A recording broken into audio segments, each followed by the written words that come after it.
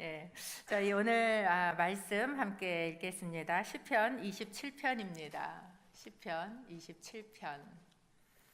오늘은 좀 저희가 개역개정 성경으로 읽어보려고 하는데요. 저하고 여러분하고 한 절씩 교독하면서 14절 다 함께 읽어보도록 하겠습니다. 1절부터 제가 읽겠습니다. 여호와는 나의 빛이요 나의 구원이시니 내가 누구를 두려워하리요? 여호와는 내 생명의 능력이시니 내가 누구를 무서워하리요? 내 살을 먹으려고 내게로 왔으나 나의 대적들 나의 원수들인 그들은 실족하여 넘어졌도다. 군대가 나를 대적하여 진칠지라도 내 마음이 두렵지 아니하며 전쟁이 일어나 나를 치려 할지라도 나는 여전히 태연하리로다.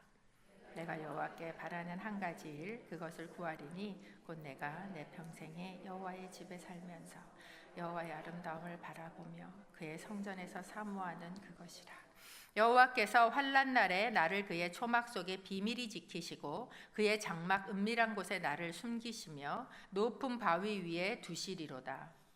이제 내가 내 머리를 나를 둘러서 내 원수 위에 들리리니 내가 그의 장막에서 즐거운 제사를 드리겠고 노래하며 여호와를 찬송하리로다.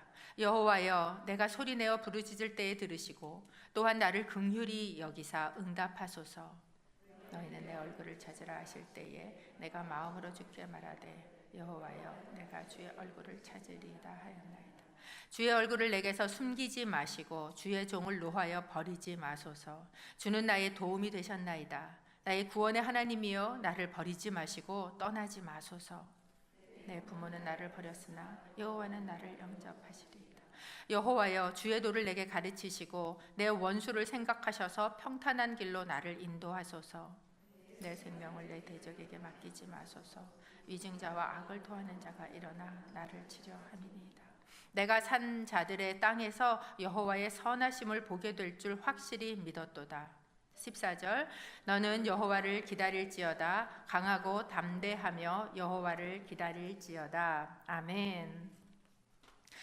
저희가 지금 2달 동안 예수를 만난 여인들이라는 주제를 갖고 말씀을 나누고 있는데 오늘 또 특별히 너무나 귀한 교수님을 저희 가운데 보내주셨어요. 오늘 저에게 말씀을 전해주실 유혜령 교수님은 서울에 있는 서울장신대학교 대학원 교수님이시고, 한국에서는 영성신학이라고 하면 아마 가장 그래도 가장 권위자라고 이야기를 하실 수 있는 그런 교수님이실 텐데, 교수님 이곳에 오셔서 이제 이렇게 기도 이런 거 하시러 한 번씩 오셔요. 방학 때 오실 때마다 모셔서 말씀을 들으면 영성이라는 게 도대체 뭐냐, 예수님을 만났다는 게 도대체 뭐냐라는 거에 대한 새로운 것을 저희에게 또 언제나 말씀해 주시는 것 같습니다. 제가 오늘 말씀을 부탁드리면서 교수님 예수를 만난 여인들이란 주제로 하고 있는데, 우리 모두에게 예수를 만난 여인이 가져야 되는 영성에 대해서 좀 말씀을 나눠 주십시오 라고 부탁을 드렸을 때, 오늘 이 시편 27편 말씀 가지고 침묵 가운데 동행하시는 하나님이라는 제목 가지고 저희에게 말씀을 전해 주시겠습니다. 자, 교수님 멀리서 오셔서 또 저희 이렇게 말씀 나눠주러 올라오실 때에 여러분 환영해 주시고 박수해 주시고 웰컴해 주십시오.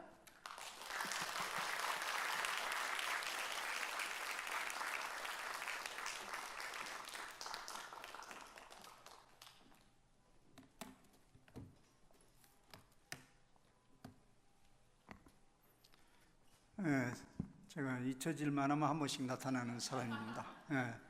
작년에도 이때쯤 이 자리에 섰고요. 그 전에도 계속해서.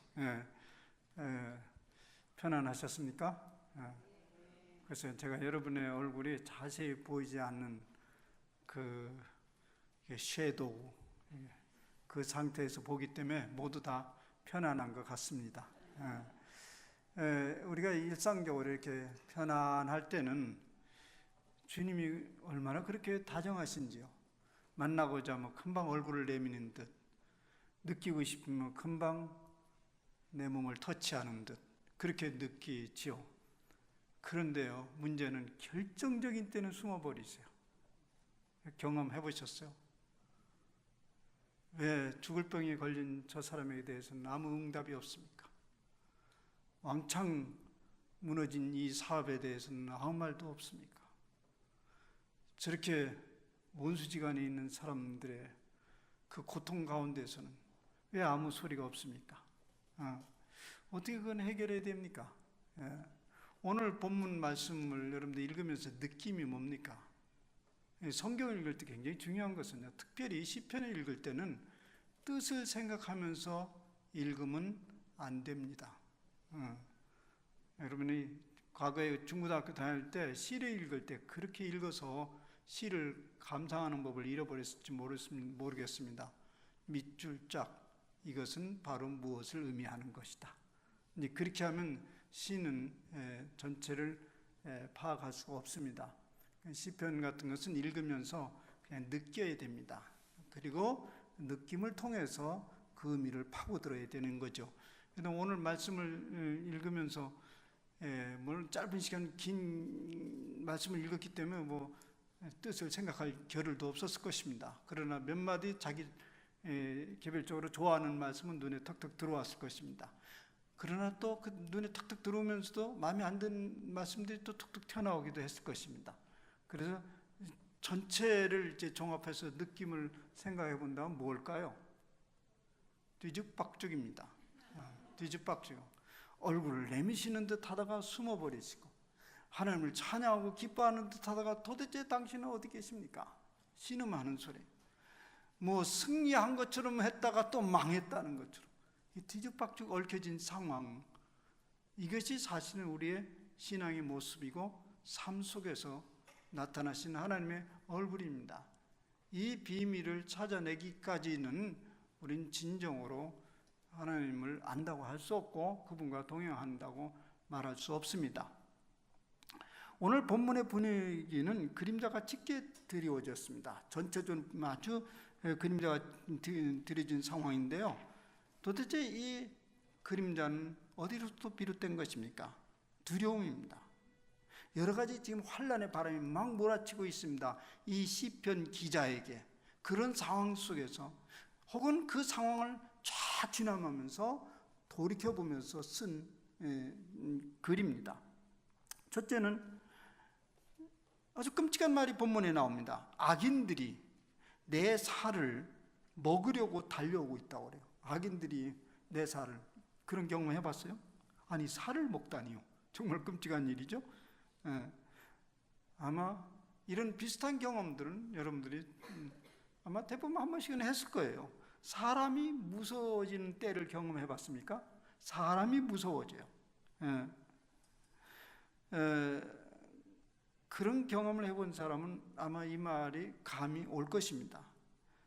사실 우리 주위에 우리를 고통스럽게 하는 사람들은 나쁜 사람들이 아닙니다. 객관적으로 나쁜 사람이 아닙니다. 만약 주변에 그 객관적으로 아주 악인, 그런 나쁜 사람이 있었다면 미리 준비했겠죠. 그러니까 그런 충격은 받지 않습니다. 근데 이 시편에서 악인과 선인이라는 말이 많이 나오는데요. 특별히 이 시편에서 악인이라 나올 때 이 악인은요, 적극적인 악인이 아닙니다. 그리고 동시에 적극적인 의인도 아닙니다. 그저 그런 인간입니다. 한때는 우리와 같이 동무로 놀았습니다. 그리고 함께 내 옆자리에서 찬양하라고 예배를 드렸던 그 사람입니다. 그런데 그 사람이 갑자기 돌연 원수로 변하는 상황입니다. 사사로운 감정이나 이익에 따라서 돌변할 수 있는 그런 사람들을 시편에서는 악인이라고 규정하고 있습니다. 그들이 우리의 틈바구니 속에 살아가고 있습니다. 그런데 그들이 갑자기 원수로 바뀌어집니다. 대적이 됩니다. 그런 일이 비일비재합니다. 우리 현 상황 속에서도. 근데 오늘 이 시편을 지은 다윗은 아주 그걸 절절하게 경험하고 있습니다. 우선 장인어른 사울로부터 그런 일을 당하지 않습니까? 장인어른에게 참 잘했죠. 망할 지경에 있을 때 그 나라를 구해줬습니다. 그리고 장인어른의 체면을 세워줬는데요, 갑자기 그가 돌변을 해가지고 대적, 원수로 바뀌지 않습니까? 일생 죽이려고 쫓아다니지 않습니까?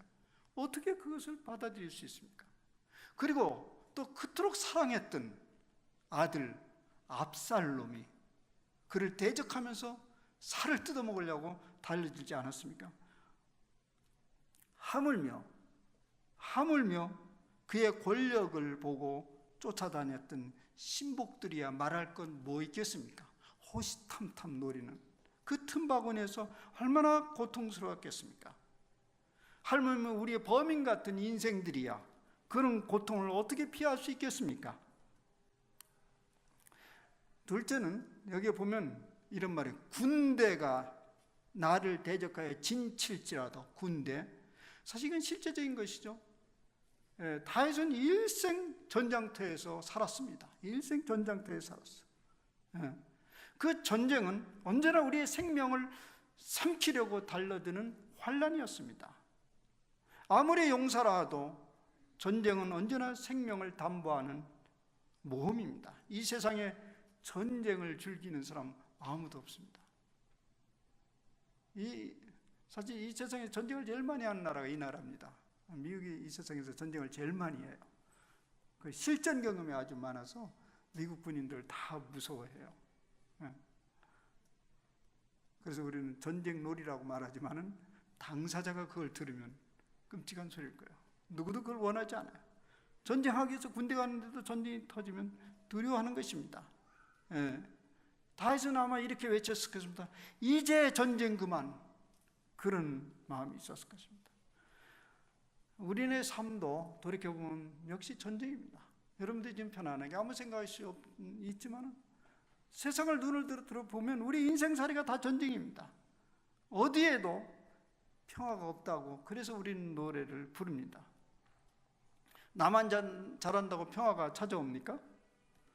우리가 사는 세상이 치열한 전쟁터입니다. 인간관계가 전쟁터요, 생업이 전쟁터요.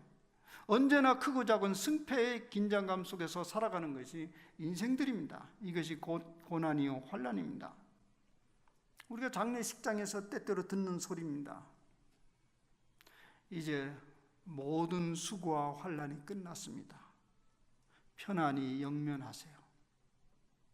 어때요? 그 소리 들으면 모든 수고와 환난이 끝났습니다. 편안히 쉬세요. 그것이 인생의 전반을 거기서 요약해서 말하는 것입니다. 살아있다는 것이 전쟁이요.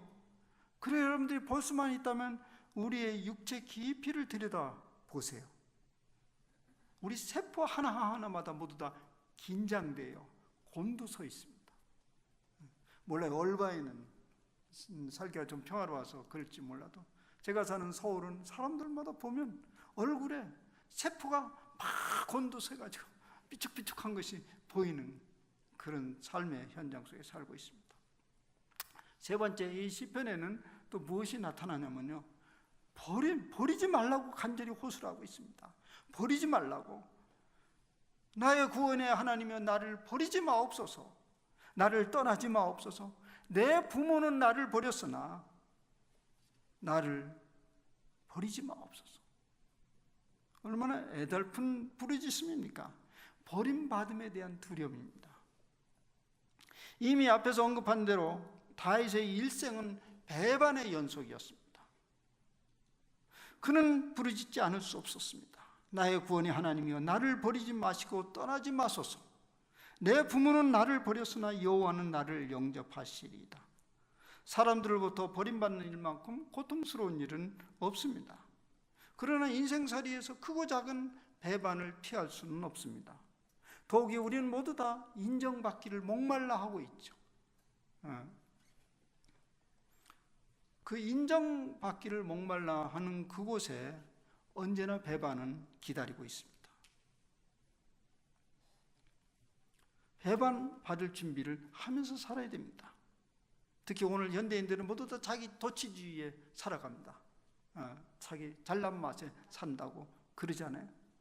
그 사람들은 언제나 배반을 기대하고 사는 사람이라고 말할 수 있습니다. 그래서요, 나이가 좀 들어가면요, 점점 나이가 들어가면 사람을 기대하는 것을 점점 접습니다. 뭐 뻔한 것이 사람이니까. 그래서 이렇게 부르짖게 됩니다. 내 부모는 나를 버렸으나 여호와는 나를 영접하시리이다. 그런데요, 이런 고통이 일어날 때 그리스도인들은요, 다른 사람보다 더 고통스럽습니다. 왜냐하면 그리스도인들이 이런 환난과 고난을 당할 때에 세상 사람들처럼 대처하려고 하지는 않지요. 그죠? 악을 악으로 갚으려 하지 않습니다. 어쨌든 그 환난을, 고통을 주님의 방법으로 이기려고 몸부림칩니다. 인간의 힘과 능력과 꾀로 당면한 전쟁을 치르려 하지 않습니다. 믿음으로 극복하려 하는 것이 그리스도인입니다. 왜냐하면 우리가 복음송에서도 부르지 않습니까? 전쟁의 주인은 하나님이시라는 것을 믿기 때문에 그렇습니다. 사람들로부터 버림을 받았을지라도 하나님은 결코 우리를 버리지 않는다는 믿음 때문에 믿음으로 그것을 이기려고 하면 할수록 우리는 더욱더 고통 가운데 머물게 됩니다. 왜냐하면 왜 그때는 하나님이 안 나타나시는 것입니까? 아니 이전에는 그렇게도 잘들 나타나시던데 이전에는 하나님이 얼마나 그렇게 나에게 친절하게 대해 주셨는데 결정적인 때 나타나시질 않아요. 도대체 우리의 믿음은 이 순간 무엇으로 확정할 수 있다는 말입니까? 믿는다는 건 그저 약자들의 변명일 뿐인가요? 정말 이 침묵은 환난의 현장보다 더 견디기 힘든 고통입니다. 그래서 성경은 곳곳에서 이렇게 외치는 소리를 듣게 됩니다. 여호와의 하나님이여 언제까지입니까? 왜 주무십니까? 내가 스올 지옥에 내려갈 때야 드러내시렵니까? 사람들은 조롱합니다. 내 하나님이 어디 있느냐? 저는 이제 제가 학교에서 섬기고 있는데요. 학교 이렇게 정문으로 올라가면 정문 바로 이제 들어가자마자 높은 기도탑이 있습니다. 거기서 기도 이제 오르내리면 그 부르짖는 기도 소리가 계속 들려옵니다. 뭐 신학교에서 기도 소리가 들려오니까 참 신학교가 살았다. 이것은 신학교를 피상적으로 본 것입니다. 하나하나의 부르짖음은 애달픈 부르짖습니다. 아픔의 고통이요. 언제까지입니까? 그걸 늦은 밤에 제가 듣노라면요, 하나님이 깊은 침묵을 경험한 듯합니다. 저 부르짖음에 하나님은 언제나 응답하시기렵니까? 그래서요, 예수님은 이 사실을 예수님이 경험하셨잖아요. 예수님이 결정적일 때 하나님이 침묵하셨어요. 이것을 미리 아셨든지 예수님은 그렇게 절망적인 소리를 합니다. 말세에 믿음이 있는 자를 보겠느냐. 그러므로 우리가 이 신앙 여정에서 가장 우선적으로 배워야 할 것은 침묵 가운데 계시는 하나님을 배워야 됩니다. 그렇지 않고는 끝까지 이 신앙을 지킬 수도 없고요, 이 환난, 고통을 의미 있게 넘길 수도 없습니다. 여러분, 여기 앉은 세대는 조금 벗어나긴 했는데 그래도 상당수는 과묵하신 아버지를 많이 경험했을 거예요, 그죠? 우리 이때 아버지는 아예 애들하고 말을 섞지 않는 것이 아버지 체면이잖아요. 여러분들 많이 경험했을 거예요. 그런데요, 그 과묵하신, 좀처럼 입을 열지 않으신 그분과의 소통하는 법을 배운 사람들은 나름대로 아버지의 사랑을 맛보았을 것입니다. 그러나 그분과 소통하는 법을 배우지 못한 사람은 아버지에 대한 추억이 좋지 않습니다. 그런데 어떤 아버지가 자식에게 그런 추억을 남겨주고 싶었겠습니까? 단지 그 소통하는 법을 몰랐던 거예요. 그래서 우리는 오늘 말씀에서 깊은 침묵 가운데 계신 하나님을, 그야말로 우리말로 과묵하신 그 하나님을 다시 어떻게 경험했는지를, 그걸 배우면요, 우리 신앙의 단계가 한 발짝 점프를 할 수 있습니다. 오늘 성경에 보면 그 고통 가운데서도 하나님을 향한 희망을 저버리지 않고 노래합니다. 그 고통 상황 속에서도 주눅들지 않고 강하고 담대한 모습을 보게 됩니다. 그런데 어떻게 그 그 침묵이신 그 하나님과 소통을 할 수 있었습니까? 그걸 들여다 보려고 합니다. 오늘 1절에 보면 이런 말이 나와요. 오늘 본문 1절에 여호와는 나의 빛이요 나의 구원이시니 내가 누구를 두려워하리요?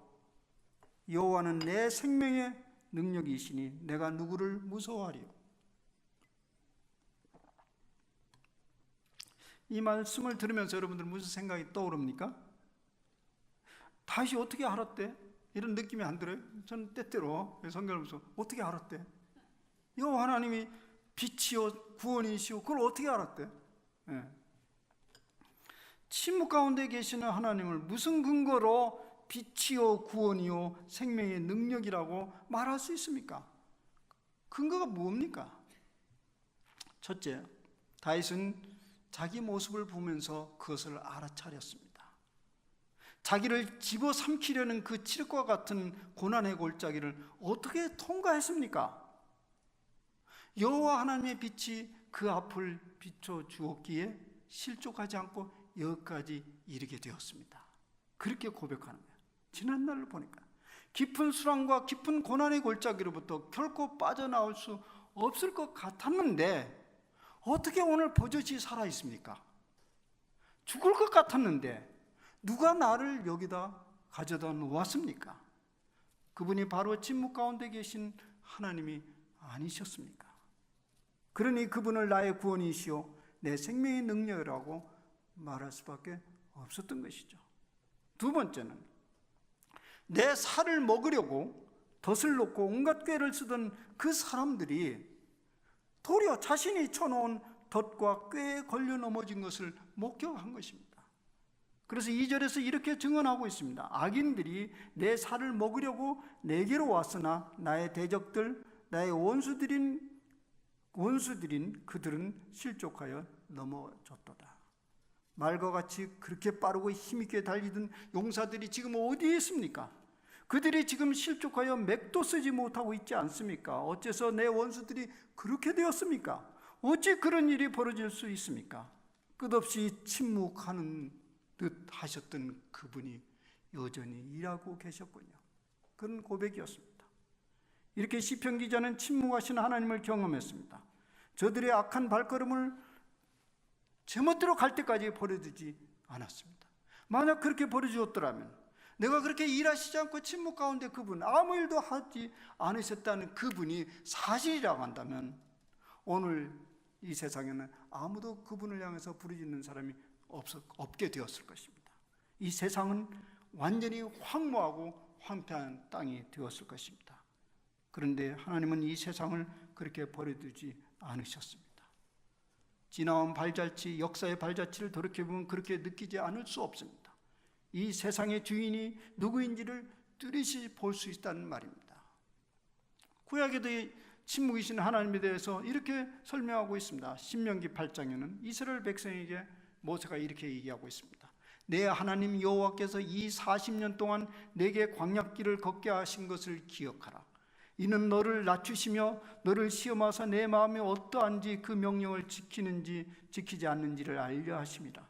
너를 낮추시면 너를 줄이게 하시고 또 너도 알지 못하면 내 조상들도 알지 못하던 만나를 내게 먹이신 것은 사람이 떡으로만 사는 것이 아니요 여호와의 입에서 나오는 모든 말씀으로 사는 줄을 내게 알게 하려 하십니다. 이 40년 동안에 내 의복이 헤어지지 아니하였고 내 발이 부르트지 아니하였느니라. 이제 오늘 본문의 4절을 주목해 봅시다. 내가 이 여호와께 바라는 한 가지 일 그것을 구하리니 곧 내가 내 평생에 여호와의 집에 살면서 여호와의 아름다움을 바라보며 그의 성전에서 사모하는 것이라. 그렇게 고백하였더니 여호와께서 환난 날에 나를 그 초막 속에 비밀히 지키시고 그의 장막 은밀한 곳에 나를 숨기시며 높은 바위에 두시리로다. 이 환난의 때 소원이 무엇입니까? 극심한 환난 가운데 우리가 할 수 있는 일은 무엇입니까? 부르짖는 것이었습니다. 그분이 피할 바위라고 하시니까 그곳에 숨는 일이었습니다. 다윗은 그 깊은 수렁 가운데서 끊임없이 부르짖었습니다. 그리고 지나갔습니다. 그리고 후에 침묵하신 하나님을 경험한 것이죠. 그래서 과거에 우리 한 성인들의 하나님의 고백을 보면, 특별히 테레사 아벨라는 모든 것은 다 지나갑니다. 그게 고통스러운 것 같지만 얼굴을 보이지 않는 그 주님과 더불어서 모든 것은 지나가는 것입니다. 여러분 최근에 나온 영화 보셨는지요? 저는 이것을 평론을 해야 되기 때문에 3번이나 봤는데, 침묵이라는, 보셨어요? 침묵. 헐리우드에서 만든 일본의 이제 박해 시대 때 일어났던 일들을 그린 이제 영화입니다. 엔도 슈샤쿠라는 사람이 이제 쓴 침묵이라는 소설을 배경으로 한 영화인데요. 이것은 픽션적인 픽션입니다. 사실에 바탕한 이제 픽션인데요. 17세기 1630년부터 1680년에 일본이 기독교가 엄청 일찍 들어갔습니다. 그래서 우리나라의 임진왜란 시대 때, 임진왜란 1592년에 임진왜란이 일어났을 때 우리나라에 일본의 종군 신부가 따라왔습니다. 우리나라에 벌써 16세기 말기에 기독교가 들어왔었어요. 일본을 통해서. 물론 일본 종군 신부였기 때문에 우리 민간인들에게 전파는 되지 않았죠. 근데 그 이후에 일본의 기독교가 굉장히 많이 융성하게 됐습니다. 근데 이제 그때 이제 대박해 일어났을 때 상황을 묘사한 이제 그 책이 침묵인데요. 그것이 최근에 영화로 나왔죠. 이 영화는 하여튼 끔찍한 순교의 현장을 보여주면서 이제 부르짖는 하나님께 부르짖음이 나오는데 끝내 침묵하시는 내용입니다. 내용은 간단하게 설명하면 이런 것입니다. 그 예수의 신부들인데요. 이분들이 일찍이 이제 그 일본에 선교를 갔습니다. 그 중에 이제 페레이라라는 아주 굉장히 존경받는, 학문이 높고 인품이 높은, 신앙이 깊은 그런 분이 일본에 가서 선교를 했는데요. 근데 마침내 그분이 배교를 했다는 소리가 본국에 돌아왔습니다. 근데 그건 상상도 할 수 없어요. 그분이 배교를 하더니. 그래서 그분을 또 배운 제자들이 이건 도대체 있을 수 없는 일이다. 내 눈으로 확인해 봐야겠다. 그러면서 이제 그 밀항을 하게 됩니다. 그 두 사람이 노드리게스라는 사람과 까루페라는 사람인데, 이 사람이 이제 그 현장을 찾으면 아주 많은 고난을 겪으면서 이제 그 현장을 도달하게 됩니다. 사실이었습니다.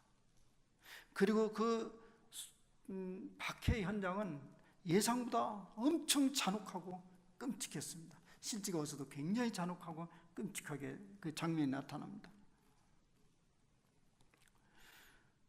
그러면서 그들은 믿음의 문제에 대해서 의문을 던지기 시작합니다.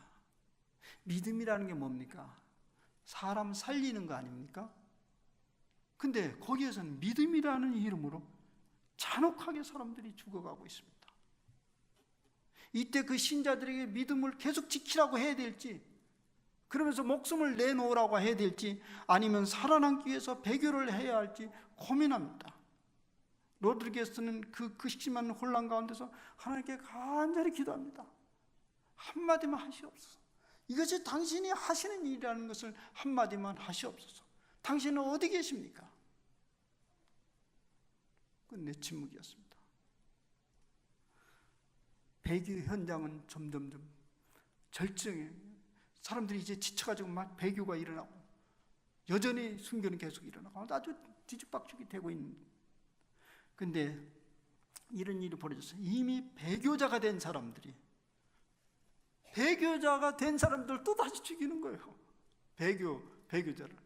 그 앞에 선 로드리게스 신부가 배교를 하게 됩니다.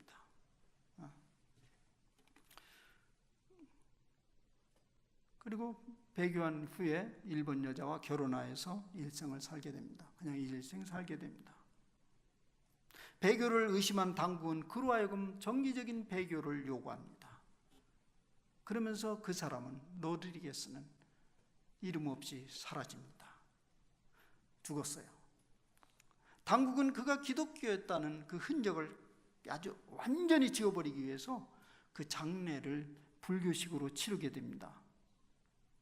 그래서 그 일본 불교식에 보면 이렇게 거기 보니까 이게 바구니에다가 거기다 사람을 넣고 그것에 이제 장작으로 태워서 화장을 하는 예식입니다. 그래서 그 시신을 그 큰 어떤 바구니에다 넣죠. 그리고 일본 여자 부인이 그에게 마지막 say goodbye 하면서 무엇인가 그 손에 살짝 놔줍니다. 그것이 이제 영화에서 빛이 반짝 나면서 크로즈업을 하면서 영화가 끝나는 장면인데요. 그것이 무엇이었냐면 십자가였습니다. 십자가를 반짝여서 불을 상징하는 의미죠. 하나님은 끝내 침묵하셨지만 로드리게스의 소리 없는 부르짖음을 하나님이 외면하지 않으셨다는 사실을 그 일본인 여자가 증언하고 있습니다. 자기는 알잖아요. 일생 살았잖아. 이가 배교했지만 사실은 배교하지 않았어. 그가 증언한 것은 그렇게 부르짖으면 하나님은 어디 계셨습니까? 몸부림쳤지만은 그렇다면 아무렇게나 살아가야 되는데 그 남편, 배교한 남편이 보니까 일생 고결한 인격을 가지면서 살아가는 걸 보면서 이 절망감 속에서도 그 침묵하신 하나님은 그와 함께 하셨구나. 그것을 증언하는 것입니다. 하나님은 이 깊은 침묵 가운데서도 고통으로 부르짖는 이들의 삶을 외면하지 아니하시고 거룩한 길로 인도하십니다. 처음 하나님은 너무나도 친절하게 얼굴을 내미시다가 어느 시점에서 하나님은 깊은 침묵으로 일관하십니다. 우리의 삶이 그렇습니다. 여러분들 어떤 때 강력하게 하나님이 여러분을 매만지시고 응답하시면 어떤 때는 깊은 침묵으로 들어갑니다. 요새 젊은이 말들로 젊은이들은 뭐라 하면 이걸 갖다가 잠수 탄다 그래요. 한국에서 잠수 탄다. 그래서 가까이 있다가 쑥 사라지는 것을. 하나님이 우리 자주 잠수를 탑니다. 왜 그 잠수를 타죠? 왜 하나님 그렇게 잠수를 타요? 뭐 그 이유를 다 알 수는 없습니다. 우리 이유 알기 위해서는 한 가지 방법이 있어요. 우리 다 천국 갑시다. 그리고 거기서 우리 세미나 합시다. 예수님 모셔놓고. 그 전까지는 우리는 다 알 수 없지만은 일부 알 수는 있는 것이 있습니다. 한국에 우리 교단에 아주 오래 사시다 얼마 전에 돌아가신 목사님이 계세요. 103살까지 사셨어요. 그때까지 활동을 하셨어요. 돌아가기 직전까지 활동을 하셨어요. 저희 학교에서도 계속 설교하시고 103살. 안 돌아가실 줄 알았어요. 저는 그대로 승천하실 줄 알았어요. 근데 103살에 돌아가셨는데요. 이분이 100세 됐을 때 기자들과 인터뷰한 이야기가 있습니다. 그분이 방지일 목사님이십니다. 뭐 아시는 분 계실까요? 방지일 목사님. 그분에게 물었습니다. 이 100년, 1세기 인간은 뭐 하나님의 시간에 보면 그야말로 한밤의 경점에 불과하지만 인생의 시간으로 보면 참 긴 시간에 1세기 동안 신앙생활을 하시는데요. 그 신앙이 무엇인지 한마디로 좀 말씀해 주세요. 이렇게 물었어요. 여러분들에게 물으면 뭐라고 하겠어요? 한마디로. 근데 이분이 100년 동안 살았으니까. 그분은 이렇게 얘기했습니다. 신앙은 하나님께로의 투항이다. 투항 뭐예요? 손 들고 무기 다 내려놓고. 신앙이란 하나님 앞에 창과 칼을 다 내려놓고 투항하는 것입니다. 그렇습니다. 하나님이 자주 침묵을 하시는 것은 그 앞에 모든 무기를 내놓고 투항하라는 사인입니다. 그때 그분은 불쑥 당신 자신을 드러내십니다. 완전 투항을 할 때. 그것을 경험한 사람은 이렇게 고백하게 됩니다. 내 평생 소원은 단지 이 환난을 벗어나는 것이 아니라 내 평생 소원은 이 환난을 벗어나는 것이 아니라 내 평생의 여호와의 집에서 여호와의 얼굴을 찾으며 사모하며 그의 아름다움을 노래하는 것이다. 고난의 극에 달했을 때 삶을 내동댕이 치지 않고 또 다른 부르짖음으로 이동을 하게 됩니다. 내가 바라는 것은 다름 아닌 당신뿐입니다. 당신이 과연 살아계셔서 이 모든 상황 가운데 계시기는 하시나요? 나는 그것을 알고 싶습니다. 그러면 나는 여한 없이 당신을 찬양하며 내 평생에 당신의 아름다움을 흠모하며 이 성전에서 평생을 보내려 합니다. 그때 부르짖음은 단순히 환난을 벗어나고자 하는 몸부림이 아닙니다. 그의 사랑과 임재를 향한 갈망입니다. 그러면서 그렇게 혹독하게 느껴졌던 환난의 비바람은 점점 작아집니다. 가벼워집니다. 오히려 그 환난이 우리의 삶을 풍요롭게 시작합니다. 오직 주님만 향하도록 채찍질하는 하나의 디딤띠라는 사실을 알게 될 때 오히려 그 깊은 침묵 가운데서 강력한 주님의 음성을 듣게 되는 것이죠. 이런 이야기가 오래전에 들은 이야기인데요. 이런 이야기 있습니다. 고3 딸을 둔 어머니의 이야기입니다. 글쎄 여기서 오래 사신 분은 고3이 뭔지 모르겠지만 그래도 대충 알 거예요. 고3 치열한 전쟁 터죠. 그래서 이 어머니는 이 고3 3년 내내, 이 3학년 내내 긴장의 시간을 보내고 있었습니다. 딸을 위해서 불철주야 기도에 힘을 쏟았습니다. 원하는 대학에 들어가기 위해서 온갖 정성을 다 들였습니다. 그런데 첫 해는 실패했습니다. 다시 재수를 하게 되었습니다. 전년보다 더 열심히 기도했습니다. 하루도 빼놓지 않고 새벽 제단을 쌓았습니다.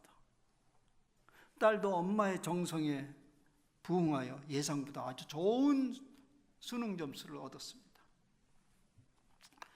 그래서 이 엄마는 더욱더 겸손한 마음으로, 낮은 마음으로 교만하지 않고 하향 지원을 했습니다. 이 점수는 그래도 이만큼 들어가야 되는데 겸손하게 하향 지원을 했습니다. 여러 군데 지원했습니다. 결과는 다 떨어졌습니다. 그 애는 부르짖었습니다. 도대체 하나님, 당신은 어디에서 무엇을 하고 계십니까? 하나님, 당신 어디에서 무엇을 하고 계십니까? 나는 하나님이 나타날 만큼 그런 감동 있는 삶을 그래도 산 듯한데 당신은 어디 계십니까? 그리고 그 여인은 교회를 떠나기로 마음을 먹습니다. 그러나 예의상 목사님에게 인사는 드리고 가야 될 것 같아서 목사님을 찾았습니다. 그리고 이제 나는 그만두렵니다. 그 목사님은 저 그 마음을 이해할 수 있죠. 그래서 이렇게 한번 부탁을 했습니다. 떠나도 좋은데요, 한 번만 더 이렇게 해보시지 않겠습니까? 당신의 섭섭함과 분노를 하나님께 다 쏟아내보세요. 그리고 그 다음에 결정하세요. 그것을 나한테 얘기하는 거, 섭섭한 감정을 하나님께 다 쏟아내보세요. 그때 떠나도 늦지 않습니까? 그때 하기로 했어요. 그리고 하나님 앞에 울부짖었어요. 도대체 당신은 뭐라고 했습니까? 왜 나와 내 딸에게만 그렇게 혹독하게 대하십니까? 그렇게 한동안 부르짖는 동안에 그 마음속에 들려오는 하나님의 소리가 있었는데요, 내가 네 딸 대학이나 보내주는 그런 하나님이냐? 순간 당혹스러운 그 여인은 갑자기 물음이 바뀌었습니다. 좋습니다. 근데 하나님 계시기는 합니까? 아니, 네가 왜 물어? 네가 나에게 물었지 않냐? 어찌 그런 질문이 나올 수 있습니까? 굉장히 역설적이죠. 우리의 물음 자체가 역설적이에요. 논리적으로 맞지 않는. 그래서 스스로 자기가 고통 속에 더 깊이 들어가는 거죠. 사랑하는 여러분, 이제 침묵 가운데 계시는 하나님을 조금 알아차립니까? 그러면 우리는 이렇게 고백할 수 있습니다. 오늘 본문 13절의 말씀입니다. 내가 산자들의 땅에서 여호와의 선하심을 보게 될 줄 확실히 믿었도다. 내가 산자의 땅에서, 죽기 전에 우리는 그런 경험을 할 수 있다는 거예요. 산자의 땅에서 여호와의 선하심을 보게 될 줄 확실히 믿었도다. 이제 내가 어떤 환경 속에서도 나는 여호와를 기다리겠습니다. 강하고 담대하여 여호와를 기다리겠습니다. 이것이 우리가 믿는 신앙의 본질입니다. 기도합시다.